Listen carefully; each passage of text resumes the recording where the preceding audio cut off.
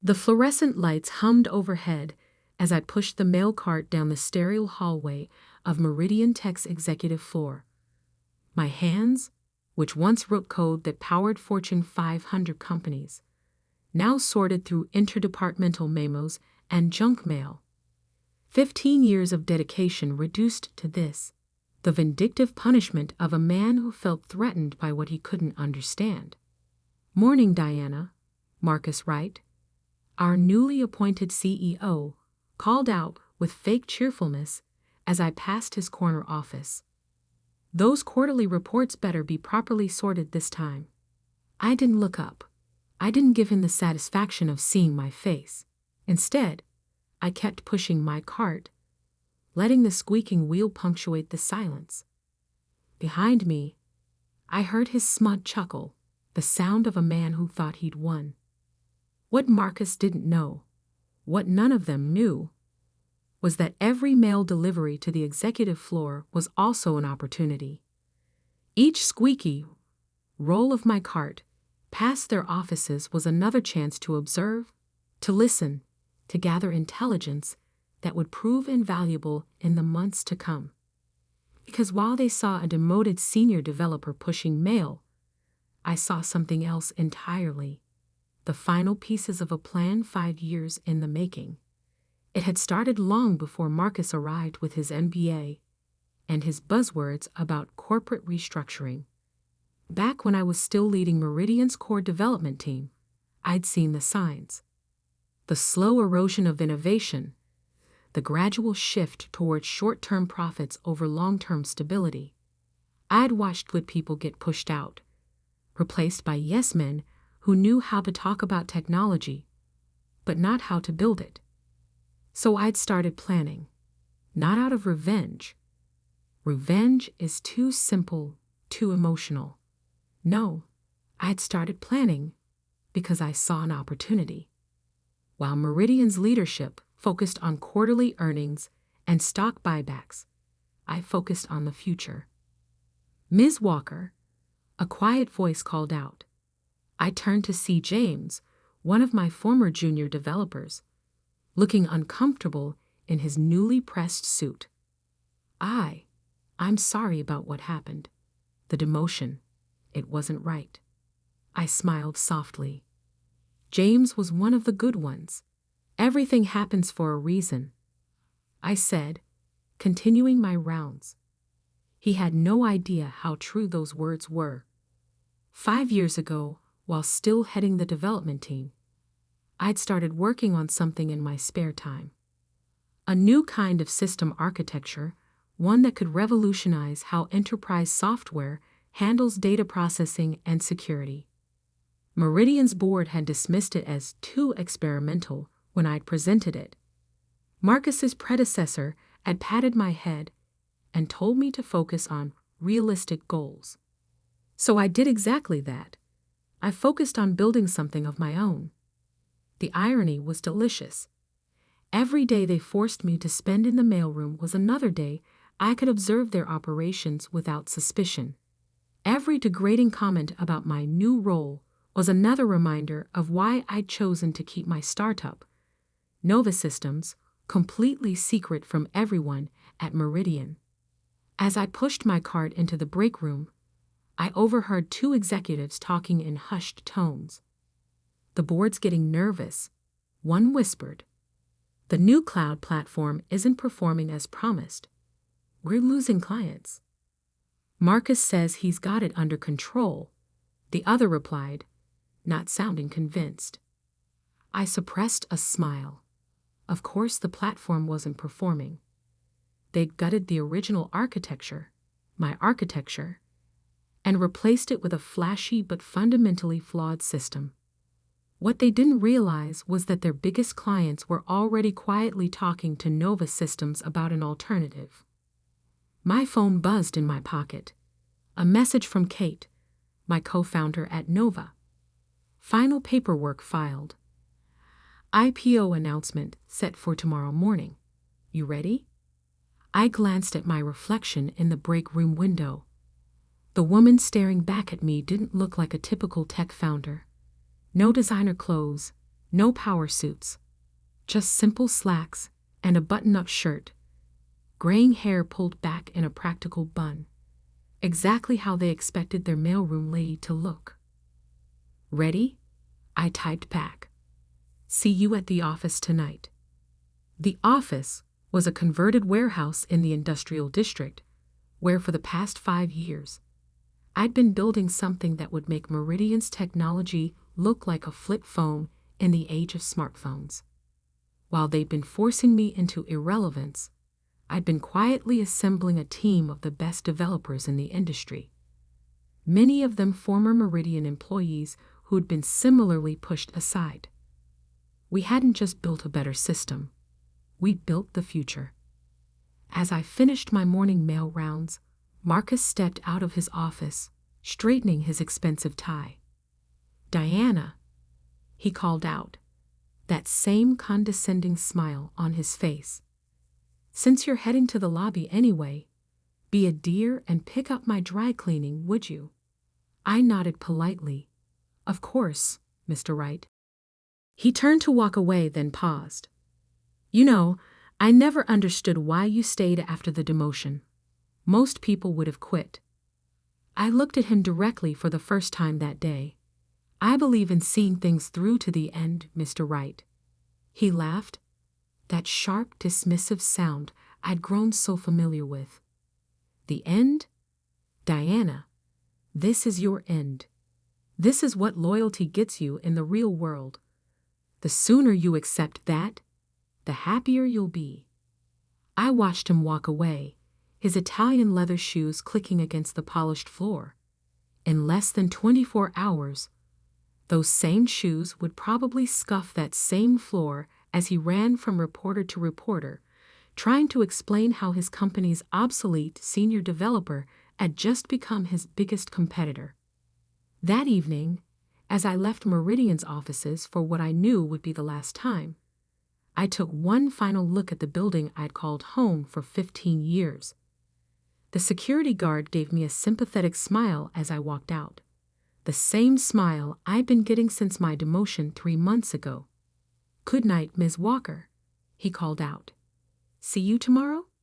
I smiled back. "Tomorrow's going to be different, Carl. For all of us." The drive to Nova's headquarters took exactly 28 minutes. I'd made this journey every evening for the past 5 years, leaving Meridian's corporate politics behind and stepping into a world where innovation still mattered, where ideas were valued more than titles. As I pulled into the parking lot, I saw the lights were still on. Through the large windows, I could see my team, brilliant minds from around the world, all brought together by a shared vision, and in many cases, a shared experience of being underestimated and overlooked. Kate met me at the door, tablet in hand, excitement barely contained. "Everything's ready," she said, falling into step beside me. "Press releases are queued, SEC filings are complete, and the trading floor is prepped for tomorrow's opening bell." I nodded, taking in the busy scene before me. Developers were running final system checks, PR teams were reviewing statements, and legal was doing one last review of all documentation. The energy was electric. "Any word from our friends at Meridian?" I asked, heading toward my office. Kate's grin widened. "Not a peep. Their entire executive team is focused on tomorrow's board meeting. Marcus is apparently planning to announce another round of strategic restructuring." I sat down at my desk, running my fingers over the smooth surface. Such a contrast to the mail cart I'd been pushing just hours ago. How many of their clients have signed with us? 17 of their top 20, Kate replied. "All ready to switch over the moment we go live. The migration protocols you designed are already in place. It'll be seamless." I opened my laptop, checking one last time that everything was in order. On the screen, lines of code scrolled past. The same code Meridian had dismissed as too experimental 5 years ago. The same code that would, by this time tomorrow, be worth billions. What about the patent rights? I asked, though I already knew the answer. Kate's smile turned slightly wicked. All registered under Nova Systems, filed long before you signed Meridian's new IP agreement. Their lawyers can squirm all they want, but there's nothing they can do about it. I leaned back in my chair, letting out a long breath. 5 years of double lives. 5 years of early mornings and late nights. 5 years of being underestimated, overlooked, and pushed aside, all leading to this moment. Send out the all-hands message, I said. I want to talk to everyone before tomorrow. 10 minutes later, I stood before my team, over 200 people, all gathered in our main workspace. The contrast between this and Meridian's sterile corporate environment couldn't have been starker. Here, there was energy, purpose, passion. Tomorrow, I began, my voice carrying across the suddenly quiet room. Everything changes. Not just for us, but for the entire industry. Tomorrow, we show the world what happens when you value innovation over ego, collaboration over competition, and most importantly, when you recognize that great ideas can come from anywhere, even the mailroom. A ripple of knowing laughter spread through the crowd. Many of them knew my story. Some had similar stories of their own. But tonight, I want you to remember something. Success isn't about revenge. It's about vision. Every person in this room was chosen not because of their titles or their pedigrees, but because they dared to think differently. Tomorrow, we're not just launching a company. We're launching a revolution. The room erupted in applause as I looked out at the faces before me, excited, proud, determined. I felt a surge of emotion I hadn't expected. This wasn't just about proving Meridian wrong. It was about proving that there was still room in the tech world for real innovation, for people who cared more about creating something meaningful than climbing the corporate ladder.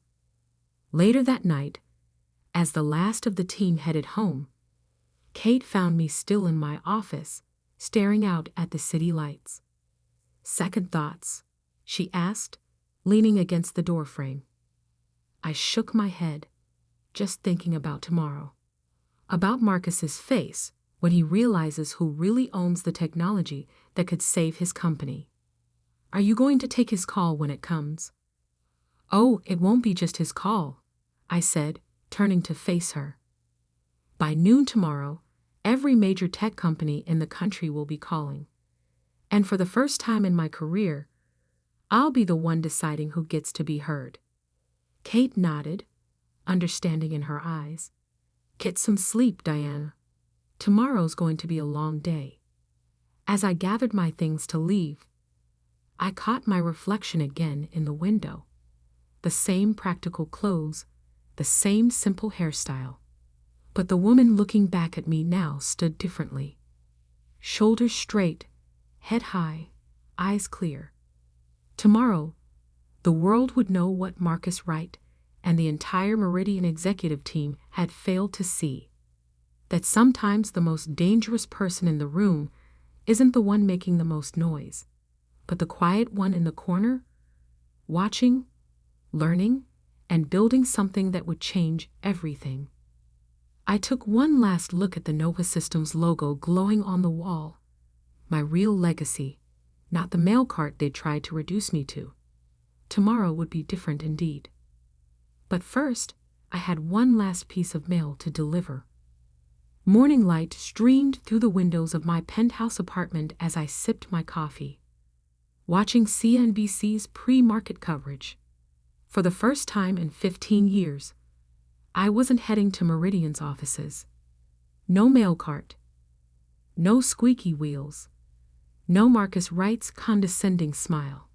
Instead, I was dressed in a tailored charcoal suit that had been hanging in my closet for precisely this day. My graying hair, usually pulled back in a practical bun, was now styled professionally. Amazing how a change of clothes and hairstyle could transform the mailroom lady into what I'd been all along, a tech CEO about to make history. My phone buzzed. Kate's message was simple. It's starting. I turned up the volume on the TV just as the financial news anchor's expression shifted from casual to alert. Breaking news banner flashed across the screen. We're getting reports of a major IPO announcement in the tech sector, she said, shuffling papers. Nova Systems, a previously unknown software company, is set to go public this morning with an initial valuation that's sending shockwaves through the industry. I smiled, remembering Marcus's words from yesterday. This is your end. He had no idea how right he was, just not in the way he'd thought. My phone exploded with notifications. First came the industry alerts, then the tech blogs, then the mainstream media. Each headline bigger than the last. Nova Systems unveils revolutionary enterprise software platform. Tech's best-kept secret goes public. Unknown company poised to disrupt cloud computing market. But my favorite was from TechCrunch. Nova Systems CEO Diana Walker, the mailroom executive who built a billion-dollar empire in secret.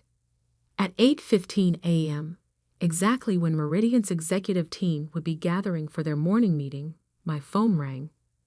Marcus Wright's name flashed on the screen. I let it go to voicemail. Instead, I opened my laptop to a secure feed from Meridian's lobby. A perk of having built their security systems, I still had backdoor access to their cameras.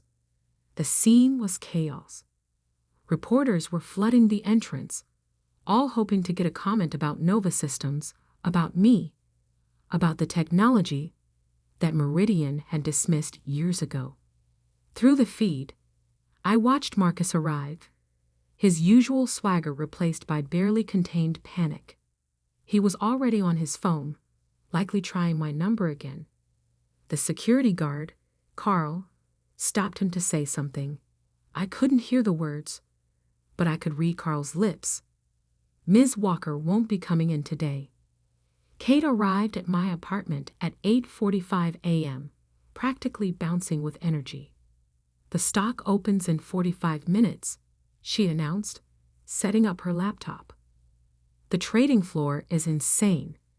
Initial orders are triple what we projected. I nodded, still watching the Meridian feed. The board members were arriving now, each looking more grim than the last. They knew what this meant. Nova Systems wasn't just another competitor. We owned the patents to technology that Meridian desperately needed. Diana, Kate said softly, you should see this. She turned her laptop toward me. On the screen was an email from James, my former junior developer at Meridian. Ms. Walker, the office is in chaos. Marcus just had a meltdown in the executive meeting when legal confirmed that Nova owns the patent rights. He kept screaming about how he had you pushing mail for 3 months while you were building an empire. I just wanted you to know. We're all cheering for you. James P.S. Are you hiring? I was about to reply when my phone rang again.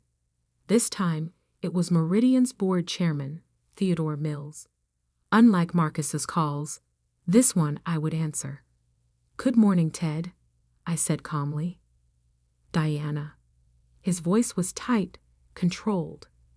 I believe we need to talk. We are talking. You know what I mean. The board is meeting now. We would appreciate your presence.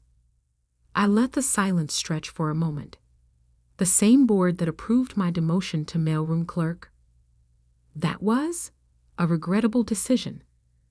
One we're prepared to rectify immediately. Name your terms. I glanced at Kate, who was showing me the latest pre-market numbers. Nova's valuation had just crossed $10 billion. My terms, I said, keeping my voice level. Ted, I don't think you understand. I'm not looking for a better position at Meridian. I'm not looking for an apology. I'm not even looking for revenge. I'm looking forward. Something Meridian stopped doing a long time ago. We can match any offer, he said quickly. Whatever Nova's worth, we can. Goodbye, Ted? I cut him off. I have a stock exchange to open. The next hour passed in a blur of preparations. A car was waiting to take us to the exchange. Kate handled last-minute press inquiries while I reviewed my remarks. But before we left, I had one last piece of business to attend to. I opened my email and composed a message to Meridian's all-staff list, an address I technically shouldn't still have access to. But then again, I'd built their email system too. Dear Meridian colleagues, by now, you've heard about Nova Systems. Some of you knew me as the senior developer who was demoted to the mailroom. Others only knew me as the quiet woman who delivered your mail and picked up your dry cleaning. What none of you knew was that every day I spent pushing that mail cart was another day I spent learning. Learning who really drove innovation at Meridian. Learning who had the courage to think differently. Learning who treated people with respect, regardless of their title. To those who showed kindness when you thought I had nothing to offer, thank you. Your humanity was noted.